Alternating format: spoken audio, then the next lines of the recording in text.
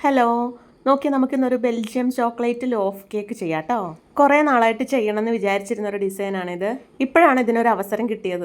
കാരണം ഇതുവരെ ഇങ്ങനത്തെ ഒരു കേക്കിന് ഓർഡർ വന്നില്ല.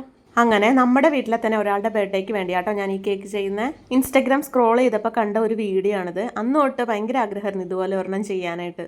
അങ്ങനെ ആരും ഓർഡർ തരാത്തതുകൊണ്ട് രണ്ടും കൽപ്പിച്ച് അമ്മയുടെ ബർത്ത്ഡേക്ക് നമ്മൾ ഈ ഡിസൈൻ അങ്ങ് ചെയ്ത്. 1/2 kg ബാറ്റർ 7 ഇഞ്ചിൻ്റെ സ്ക്വയർ പാനിൽ ഒഴിച്ചിട്ടാട്ടോ നമ്മൾ കേക്ക് ബേക്ക് ചെയ്തത്. ഇല്ലെങ്കിൽ ഓഫ് കേക്ക് പാനിൽ ചെയ്താലും മതി. 2 ലെയർ വെച്ച് നല്ലോണം സെറ്റ് ആയതിനു ശേഷമാണ് ബാക്കി ലെയർ വെച്ച് കൊടുക്കുന്നത്. ഫില്ലിംഗ് ആയിട്ട് ബെൽജിയം ചോക്ലേറ്റ് ആട്ടോ കൊടുക്കുന്നത്. പിന്നെ കൂടെ ആൽമണ്ട് പ്രലൈനും കൊടുക്കുന്നുണ്ട് കേട്ടോ. ഈ കേക്ക് ഒത്തൻറ്റിക് രീതിയിൽ ചെയ്യുവാണെങ്കിൽ പ്രത്യേകിച്ച് ഫില്ലിങ്സിൻ്റെ ഒന്നും ആവശ്യമില്ല കേട്ടോ. പിന്നെ ഫില്ലിങ്സ് ഒന്നും കൊടുക്കാതിരുന്നാൽ എനിക്കൊരു സമാധാനം ഉണ്ടാവില്ല, അതുകൊണ്ട് ഞാൻ കൊടുത്തതാണ്. പിന്നെ നമുക്ക് കഴിക്കാനുള്ളതുമാണല്ലോ, അതുകൊണ്ട് പിന്നെ ആരും ഒന്നും പറയില്ല.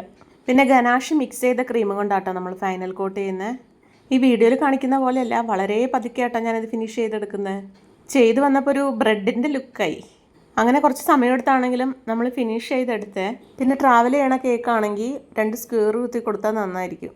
ഗനാഷ് വെച്ച് കവർ ചെയ്തിട്ടുള്ളൊരു ഡിസൈൻ ചെയ്യാമെന്നാട്ടോ വിചാരിച്ചേ.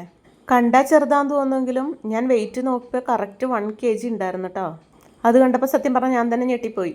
പിന്നെ ഗനാഷ് ഡിസൈൻ കൊടുക്കണേക്കാളും നല്ലത് ഇങ്ങനെ ചെയ്യണമെന്ന് വിചാരിച്ച് ഇതാട്ടോ കൊടുക്കുന്നത്.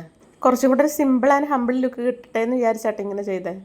കിട്ടിയോ എന്നെനിക്കറിയില്ല, ബാക്കി നിങ്ങൾ പറ. പിന്നെ ഒരു ഹാപ്പി ബർത്ത്ഡേയുടെ ടോപ്പറും പിന്നെ ഹാപ്പി ബർത്ത്ഡേ അമ്മാമ്മ എന്നും കൂടെ എഴുതി വെച്ച് കൊടുക്കണ്ട കേട്ടോ. എന്തായാലും ഞാനിത് കഴിച്ച് നോക്കി, നല്ല അടിപൊളി ടേസ്റ്റ് ആയിരുന്നേ. ഞാൻ തന്നെ ഉണ്ടാക്കിയോണ്ട് പറഞ്ഞല്ലോ കേട്ടോ. അപ്പോൾ ഈ കേക്ക് എല്ലാവർക്കും ഇഷ്ടമായെന്ന് പറയണേ. അടുത്ത വീഡിയോയിൽ കാണാം കേട്ടോ. Thank you.